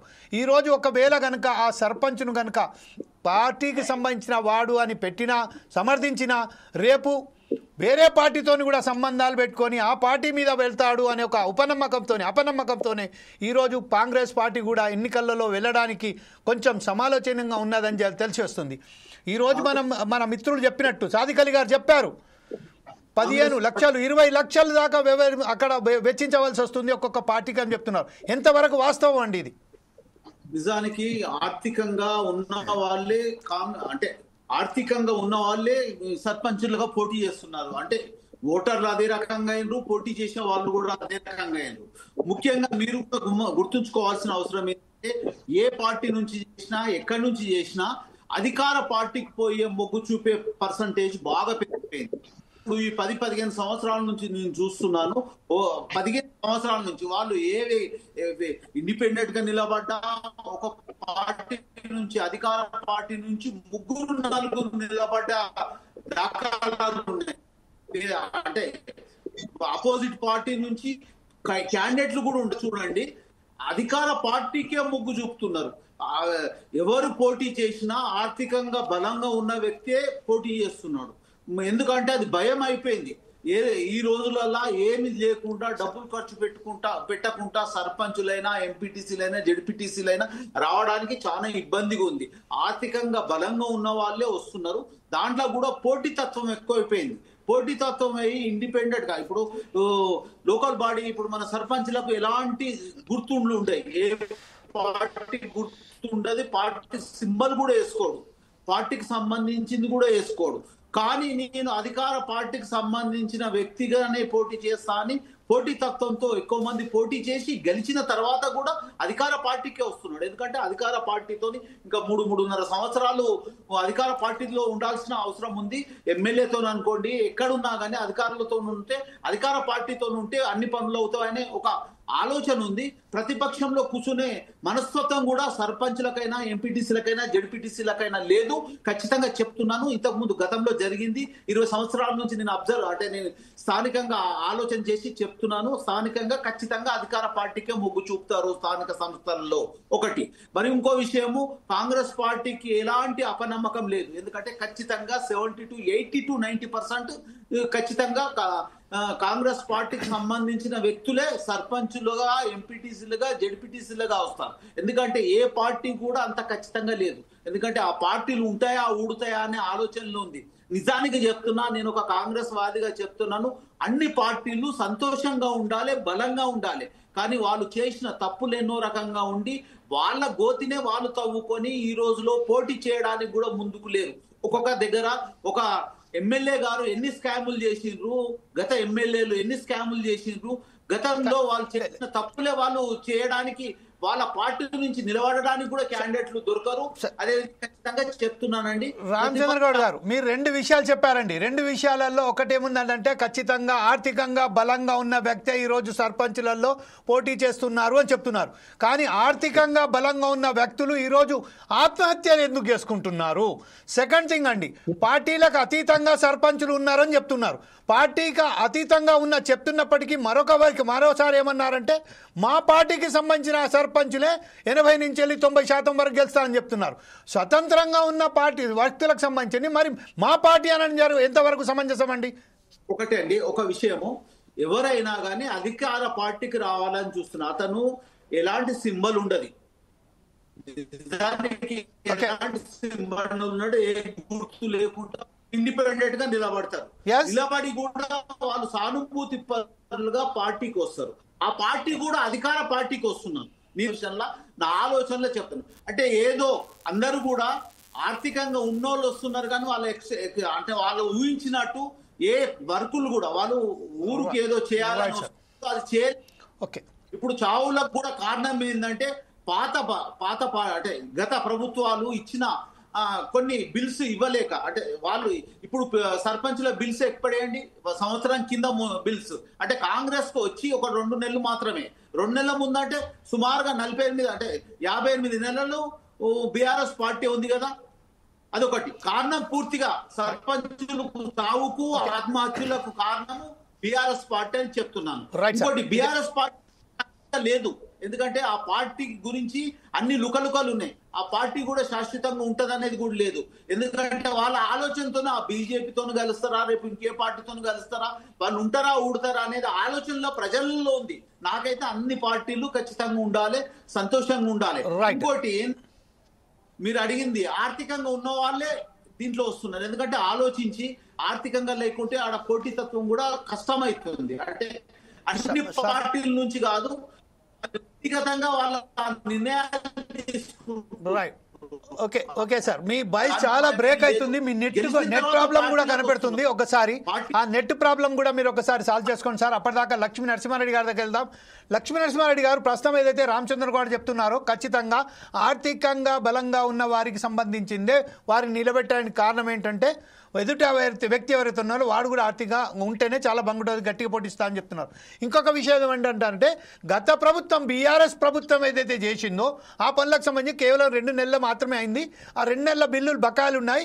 గత ప్రభుత్వంలో ఏదైతే బిల్లు ప్రవేశాలు చేశారో ఆ బిల్లులు ప్రవేశించడానికి బీఆర్ఎస్ ప్రభుత్వం వైఖరి ఏదైతే ఉన్నదో అదే వైఖరి కారణమని చెప్తున్నారు. ఇంకొక విషయం మనం చెప్తాం, స్వతంత్రంగా ఈరోజు ఏ సర్పంచులు గెలిచారో ఆ గెలిచిన స్వతంత్రులకు మాత్రం ఖచ్చితంగా అధికార పార్టీలో వారికి సింపథైజర్గా ఉండడం చాలా మంచిది అని చెప్తున్నారు. ఆ విషయంపై ఒకసారి క్లారిటీగా మీరు చెప్పండి సార్. స్వతంత్రంగా గ్రామాభివృద్ధియే ధ్యేయంగా గెలిచిన సర్పంచ్ ఏదైతే ఇందాక గౌరవ పెద్దలు చెప్పారో, గ్రామ పంచాయతీలలో ఫస్ట్ పార్టీలకు అతీతంగా సింబల్ సిస్టమ్ అనేది ఉండదు. వ్యక్తిగతంగా ఎవరైతే సమర్థుడు ఈ గ్రామ పంచాయతీని అభివృద్ధి చేయడానికి ఎవరైతే సమర్థుడు అనే అంశం మీదనే సర్పంచ్ యొక్క ఎన్నిక అనేది ఆధారపడి ఉంటది. దానికి ఆర్థికంగా ఎందుకు ముడి పెడుతున్నారండి? అంటే ఇప్పుడున్నటువంటి పరిస్థితులలో కొంత పూర్తిగా ఆర్థిక పరమైనటువంటి అంశంతో ముడిపడినటువంటి విషయం కాదు అది కూడా ఒక భాగం మాత్రమే. ఇప్పుడు అన్నటువంటి మాటతో నేను కూడా ఏకీభవిస్తాను. వ్యక్తిగతమైనటువంటి విషయం కూడా దీనిలో పరిగణలోకి వస్తుంది. అంటే మనం గ్రామంలో ఏ విధంగా ఉంటాము, గ్రామంలో మనం కలివిడిగా ఉంటామా, అందరినీ కలుపుకొని పోతామా, అభివృద్ధిపై మనకి ఏమైనా ఆలోచన ఉందా లేదా, అదే విధంగా అభివృద్ధి కోసం ఆకాంక్షించే వ్యక్తా కాదా అనేది కూడా ప్రతి ఒక్కటి కూడా ఆలోచన చేస్తారు. దానికి తోడుగా ఆర్థిక పరమైనటువంటి అంశం కూడా కొంత మేరకు అది కూడా ప్రభావితం చేసేటువంటి పరిస్థితి ఈరోజు గ్రామాలలో ఉంది అనేది స్పష్టమైనటువంటి విషయం. రైట్. దాని తర్వాత ఇంకో విషయం కూడా చెప్పారు కదా, ఇప్పుడు ప్రస్తుతం ఏదైతే ఉన్నదో ఈ ఖచ్చితంగా 80 నుంచి 90% వరకు కాంగ్రెసే విజయం సాధిస్తుంది అని చెప్తున్నారు. అంటే స్వతంత్ర అభ్యర్థి బీఆర్ఎస్ ప్రభుత్వానికి సంబంధించిన సార్ ఇప్పుడు ఆత్మహత్యల కారణం బీఆర్ఎస్ ప్రభుత్వం వైఫల్యమే అంటున్నారు. జనరల్ గా 80 నుంచి 90% ఒకవేళ కాంగ్రెస్ ప్రభుత్వం విజయం సాధించే పరిస్థితి కనబడితే ఈ 15-16 నెలల కాలయాపన ఎందుకు చేస్తారు? ఒక్కసారి మీరు కూడా ఆలోచన చేయండి. మీరు ఆలోచన చేయాలి. ఎందుకంటే ఎన్నికలు 5 సంవత్సరాలకు ఒకసారి ఏదైతే ఎన్నికలు నిర్వహిస్తారో 5 సంవత్సరాల ఎన్నికలలో మన సమయం అయిపోయే లోపే ఒక 3 నెలల ముందే ఎలక్షన్లు నిర్వహించాలనేది మనకు ఉన్నటువంటి రూల్ పొజిషన్. అది గాలి కొదిలేసి ఇవాళ నువ్వు ఎన్నికలు నిర్వహించకుండా టైం పాస్ చేయడం అనేది తెలంగాణ ప్రజలు మొత్తం గమనిస్తున్నారు.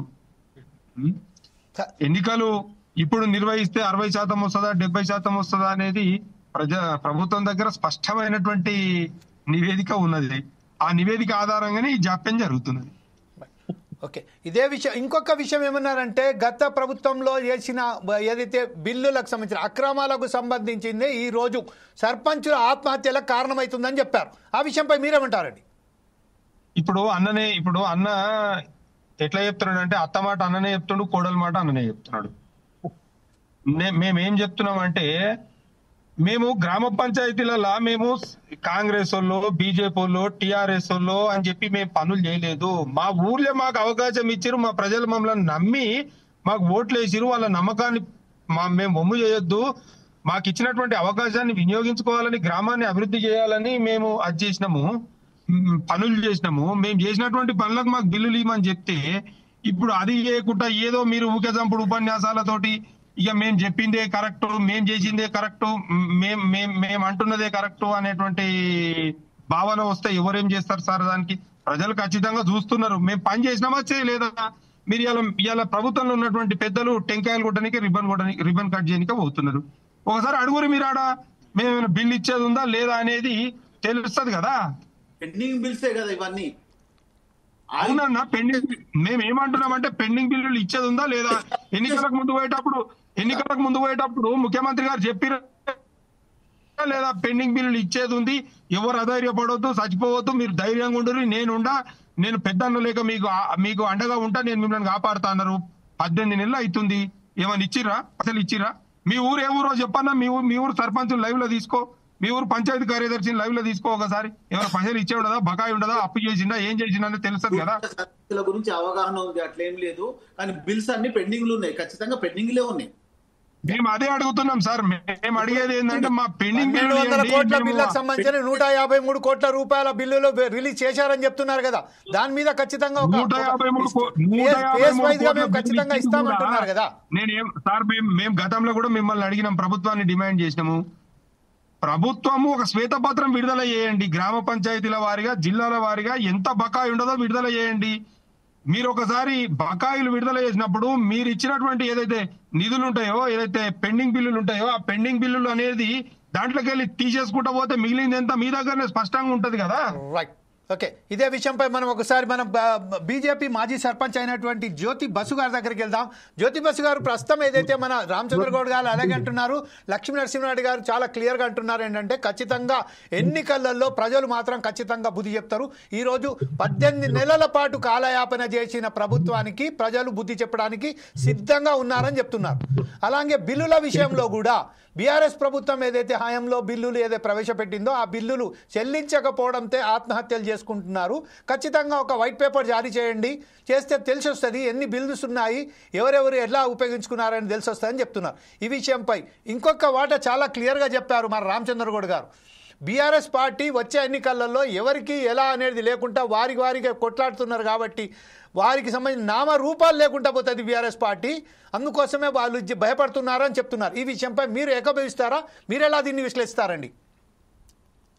అన్న, ముందుగా చాలా క్లారిటీగా మేము సర్పంచులం అందరం కూడా టిఆర్ఎస్ పార్టీకి చేయలేదు. మేము టిఆర్ఎస్ ప్రభుత్వం చేసినాం ఆ పనులకు మాకు బిల్లు. ఆ ప్రభుత్వం పోయింది, కాంగ్రెస్ పార్టీ వచ్చింది. కాంగ్రెస్ పార్టీని మేము ఇవన్నీ అడుగుతలేము. కాంగ్రెస్ ప్రభుత్వము ఆ ప్రభుత్వంలో చేసిన పని ఈ ప్రభుత్వం మా బిల్లు చెల్లించిన ఎన్నికలు రాండి గ్రామాల అభివృద్ధికి తోపడురని మేము చెప్తున్నాం. కానీ వీళ్ళేం చేస్తుండ్రు, సాక్షాత్తు ముఖ్యమంత్రి గారే నా ప్రభుత్వం చేయలేదు కదా, మీరు టీఆర్ఎస్ ప్రభుత్వం చేసిండ్రు, ఇప్పుడు ఉన్నదాన్ని నడపడానికి నాకు కష్టమవుతుంది, మీకు బిల్లు ఎక్కడ ఇవ్వాలని చెప్పేసి ఒక ముఖ్యమంత్రి అట్లా చెప్పినప్పుడు ఇలా జగిత్యాలను ఇంకో అక్కడ సర్పంచ్ చచ్చిపోరన్నా మంచి మంచి సామాజిక వర్గాలు చనిపోతారు. ఇప్పుడు ఇంకొక మాట అన్నాడు, ఏమన్నాడు, చాలా ఉన్న వాళ్ళకు సంబంధించి ఆర్థికంగా బలంగా ఉన్న వారికి సంబంధించి ఇలా ఉన్నవారు లేరు మన ప్రజలకు అందుబాటులో ఉండి ప్రజాసేవ చేసుకుంటూ ప్రజలు పట్టణం కడతారన్న. అందులో భాగంగానే నేను వాస్తవంగా కూడా కింది స్థాయి పూర్తి స్థాయి నుంచి వచ్చిన నా ఊరు ప్రజలు నన్ను ఆశీర్వదించారు. వాస్తవంగా కూడా ఇప్పుడు అన్నకు నేను వాస్తవంగా నేను నాకన్నా వయసులో పెద్దోడు కాబట్టి నేను ఛాలెంజ్ అన్నా. వాస్తవంగా కూడా నేను అన్న రూపాయి పెట్టకుండా నా ప్రజలు నన్ను గెలిపించారు. ఆ మాదిరి వాళ్ళకి పనిచేసిన తప్ప ఇంకో విషయం కాదు అన్న. ఆ బిల్స్ ఇస్తే అందులో ఏమన్నా కొంత మిగులుతాయంటే అంత వడ్డీకి తీసుకొచ్చిన కాడికే పోతాను. కాబట్టి అందరూ కొంతమంది ఉండవచ్చు, నేను కాదన్నా, ఎంతో కొంత అమౌంట్ పెట్టాల్సిందే గెలవాల్సిందే. కానీ నా విషయానికి వస్తే నా ప్రజలను ఆశీర్వదించారు. కాంగ్రెస్ ప్రభుత్వం ఇప్పటికైనా దయచేసి ఈ టీవీ మీటింగ్ ఇది 4వ సారో 5వ సారో సర్పంచుల బిల్స్ పెండింగ్స్ మొత్తం క్లియర్ చేయండి. క్లియర్ చేసిన తర్వాత ఎన్నికలకు రండి. అప్పుడు మీకు పట్టం కడతారా ఇంకా వేరే పార్టీకి పట్టం కడతారా అన్న విషయం ఇప్పటికిప్పుడు ఎలక్షన్స్ పెడితే 100% కాంగ్రెస్ కు మళ్ళీ చెప్తున్నా 100% కాంగ్రెస్ చిత్తు చేస్తారు. 10 సంవత్సరాల టీఆర్ఎస్ వ్యతిరేకం, మీకు 15 నెలలు 18 నెలలు వచ్చింది. ఏం పాలన జరుగుతుందన్నా? ఎక్కడ జరుగుతుంది పాలన? ఇక్కడ లేదు. రోజు అన్నా మేము సర్పంచ్ అన్న ప్లీజ్ నేను మీరు మాట్లాడేటప్పుడు మాట్లాడలేదు, ఎందుకంటే మనం ఇలా డిస్కస్ చేయదు వేరే. నా గ్రామ పంచాయతీలో ఒక ట్రాక్టర్ నేను సర్పంచ్ ఉన్న సమయంలో 7-8 ట్రిప్పులు వేస్తున్నామన్నా. ఈ రోజు ఒకటే ట్రిప్ వేస్తుంది సార్. ఒక సెక్రటరీకి డీజిల్ తీసుకొచ్చి పోసి చేపలకి వెళ్ళడానికి ఏం పని ఉంటుందన్నా? ఆ మాదిరిగా దయచేసి మా బిల్స్ మళ్ళొక్కసారి టీవీ తరఫున ఇక్కడ ఉన్న వాళ్ళందరి తరఫున రిక్వెస్ట్ చేస్తున్నా, కాంగ్రెస్ పార్టీ మీ జైలుకి అడుగుతలేం. ఈ కాంగ్రెస్ ప్రభుత్వం రేవంత్ రెడ్డి గారి ప్రభుత్వం మాకు డబ్బులు ఇవ్వాలి, మమ్మల్ని బతికేయాలి, ఆరోగ్యంగా ఆర్థికంగా మానసికంగా మమ్మల్ని ఉంచాలి. ఇదొకటి మీరు మీ పార్టీలో కూర్చున్నప్పుడు చెప్పండి దయచేసి. రెండోది, నీతిగా నిజాయితీగా అన్నట్టుగా పైసా పెట్టకుండా గెలిచే పరిస్థితి వాస్తవంగా కూడా లేదు. ఎక్కడో ఒకడ నాసంటు కాడ ప్రజలు తీర్పిస్తారు తప్ప 100% ధనవంతులకు సంబంధించిన వ్యవస్థలు అక్కడ ఓ రావో ఇంకోలో తీసుకొచ్చి అక్కడ మంచిగా గెలుచుని ఓడగొట్టి ఆర్థికంగా పెడతారు. ఇది 100% వాస్తవం. ఖచ్చితంగా ప్రజలు చైతన్యవంతులైనరు, ప్రజలు పనిచేస్తూ కోరుతారు. ప్రజలకు లీడర్షిప్ ఏం పని ఉంటుంది అన్న? వాళ్ళకి ఏముండదు. ఓ రేషన్ కార్డును, ఓ పెన్షన్, ఓ ఇల్లు, ఓ ఇంకెక్కడ బండి పట్టుకుంటున్నావు, ఇట్లా దీనికి సంబంధించిన రాజకీయ నాయకుడి కనెక్టివిటీ ఉంటుంది తప్ప ఇంకా మరి ఏం ఉండదు. రాజకీయ నాయకులకు ప్రజలకు పని చేసడానికి పట్టం కట్టాలని ఉద్దేశంతో ఇస్తారు తప్ప మరి ఇంకోటి కాదన్నా. 100% మరొకసారి చెప్తున్నా, మీరు అందరు లైన్ లో ఉన్నారు. ఈ చనిపోయిన దాసరి శంకరాయకు మనందరం కూడా నివాళులర్పిస్తున్నాం. ఆ ప్రాంతంలో ఎన్నికలు జరిగేటప్పుడు ఆ ఇంట్లోకెళ్ళి ఒక సర్పంచ్ యునానిమస్ గా గెలిపించుకొని తీసుకోవాల్సిందిగా ఈ ప్రభుత్వాన్ని, ఈ రేవంత్ రెడ్డి ప్రభుత్వాన్ని కోరుకుంటూ ఈయనకు వాస్తవం కూడా ప్రభుత్వం నుంచి వెళ్ళి ఆర్థిక సాయం చేయాలని నేను మనస్ఫూర్తిగా కోరుకుంటున్నాను అన్న. రైట్ సార్, ఇదే విషయంపై ఒకసారి సాదిక్ అలీ గారి దగ్గర వెళ్దాం. లాస్ట్ కంక్లూడ్ గా సాదిక్ అలీ గారు ప్రస్తుతం ఏదైతే ఉన్నదో జగదల్పూర్ సంబంధించిన ఒక విషయం కూడా నిన్ననే ఒక వ్యక్తి అక్కడ సర్పంచ్, మాజీ సర్పంచ్ కూడా ఆత్మహత్య చేసుకోవడం జరిగింది. ఒక 2-3 రోజుల నుంచి కంటిన్యూగా ఎవరో ఒకరు పేపర్లలో వస్తూనే ఉన్నారు, సర్పంచ్లు ఆత్మహత్యలు చేసుకుంటున్నారు. ఆర్థికంగా ఇప్పుడు ఏదైతే అంశం ఉన్నదో ఆ అంశం పట్ల కాంగ్రెస్ పార్టీ కూడా ఒక మాట అన్నది, బీఆర్ఎస్ పార్టీకి సంబంధించిన నాయకులు కూడా ఒక మాట ఉన్నారు. ఆర్థికంగా బలంగా ఉన్న వ్యక్తినే అక్కడ ఎన్నికలకు సంబంధించిన కొంచెం ఇస్తే బాగుంటుంది అని చెప్పారు. అలాగే దాన్ని కూడా మన బీజేపీ నాయకులైనటువంటి జ్యోతి బసు కూడా కొంచెం సమర్థించినట్టే చెప్పారు. కానీ తనకు సంబంధించిన ఒక ఎగ్జాంపుల్ కూడా చెప్పారు, రూపాయి పెట్టకుండా కూడా నేను గెలిచానని చెప్పారు. వాస్తవానికి ఒకసారి చూస్తే గ్రామ సమస్యల పట్ల 1 రూపాయి కూడా పెట్టవలసిన అవసరం లేదు. గ్రామ సర్పంచులు ఎన్నిక కావాలంటే గ్రామంలో అతను ఒక బ్రహ్మాండమైన పేరు గల వ్యక్తి కావాలి, అతను గ్రామ సమస్యలు పరిష్కరించే దిశగా వెళ్ళాలి, దానికి సంబంధించిన ఎన్నికలు జరగాల్సి ఉంది. ఇంకొక విషయం మీతో నేను అడగదలుచుకున్నాను సాదిక్ అలీ గారు. గతంలో వామపక్షాలకు సంబంధించిన కార్యకర్తలు చాలా మొండిగా, చాలా కరాఖండిగా ఒక పార్టీకి కట్టుబడి ఉంటుండే. ఈరోజు అక్కడ కూడా నాయకత్వ వైఫల్యమేనా? ఈరోజు వామపక్షాలకు సంబంధించిన కూడా ఒకరు కూడా రావడానికి, ఒకరు కూడా ఈ విషయంలో మాట్లాడడానికి అనేక పోరాటాలు చేస్తున్నారు ఖచ్చితంగా. కానీ ఈరోజు మన సర్పంచులలో చూస్తే ఎంతమందిని వామపక్షాలకు సంబంధించిన వారు బయటకు వస్తారని మనం ఆశిద్దాం. రేపు రాబోయే కాలంలో కాంగ్రెస్, బీఆర్ఎస్, బీజేపీ మధ్యనే పోటీ ఉంటుందా, లేకుంటే వామపక్షాలు కూడా ఈ విషయంపై చాలా గట్టిగా పోరాటం వాళ్ళు కూడా వస్తారని ఈ లెవెల్లో వాళ్ళు కూడా సర్పంచులలో వస్తారని మనం ఆశిద్దామా? ఈ విషయంపై మీరు కంక్లూడ్గా ఏమంటారండి? ఇప్పుడు ఫస్ట్ మిత్రుడు ఒక్క పైసా కూడా ఇవ్వకుండా గెలిచినని చెప్తున్నాడు. ఆయనకు నేను మొదలుగా అభినందన తెలియజేస్తాను. yes sir, we are also. మీ ఊరికి నేను వస్తా. ఈసారి సర్పంచ్ ఎన్నికలు ఎట్లా జరుగుతాయి చూడాలి. ఈసారి సర్పంచ్ ఓకే. ఇప్పుడు నెక్స్ట్ విషయానికి వచ్చినప్పుడు ప్రధానంగా చర్చ ఎక్కడ వచ్చిందంటే ఆత్మహత్య. నా శిష్యులు చాలా మంది పోటీ చేసి నేను సావాలనుకుంటున్నా సార్. ఎందుకు అంటే సార్ నేను 20 లక్షలు ఖర్చు పెట్టాను సార్ జెడ్పీటీసీ. 20 లక్షలు ఖర్చు పెడితే నాకు 2 లక్షలు కూడా మళ్ళీ రాలేదు సార్. ఆ నాయకుని దండం పెడుతున్నా, ఈ నాయకుని దండం పెడుతున్నా, వాని దగ్గర పోతున్నా అంటే 20 లక్షలు పెడితే మరి నిన్ను ఎవరు పెట్టమన్నారు, ఎవరు గెలవమన్నారు? 20 లక్షలు ఎందుకు పెట్టినావు? తప్పు చేసినావు కాబట్టి సావు అని. మరి ఏం చేద్దామండి? 20 లక్షలు పెట్టి ఎవడు పోటీ చేయమంటాడు?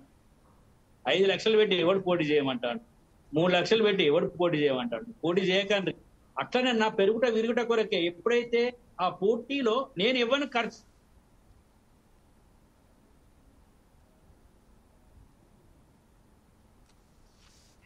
ఫ్రీజ్ అయిపోయారండి సాదిక్ అలీ గారు.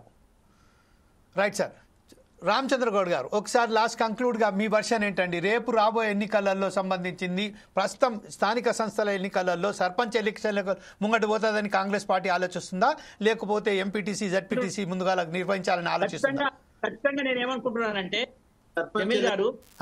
వచ్చారండి సాదిక్ అలీ గారు వచ్చారు, ఒక్క నిమిషం. ఖచ్చితంగా నేను ఏమనుకుంటున్నానంటే ఈ ఎన్నికల లోపల ఒక 4 ప్రభావితం చేస్తాయి. మీరు వామపక్షాలు అంటున్నారు, మేము ఈసారి కొంతమందిని కొన్ని గ్రామాల్లో వామపక్షాలు కాకుండా ఇది స్వయంగా ఉండాలి. ఈ ఎన్నికలు అంటే వామపక్షాలను, కాంగ్రెస్ రైట్ పార్టీలను, బీజేపీ పార్టీ అని కాకుండా ఈసారి ఒక డిఫరెంట్ గా తెలంగాణ ఆలోచన మొదలైంది. గ్రామంలో ఒక ప్రత్యామ్నాయ పార్టీ గురించి చూసే పరిస్థితి ఏదో నాకు కనిపిస్తుంది. దానికి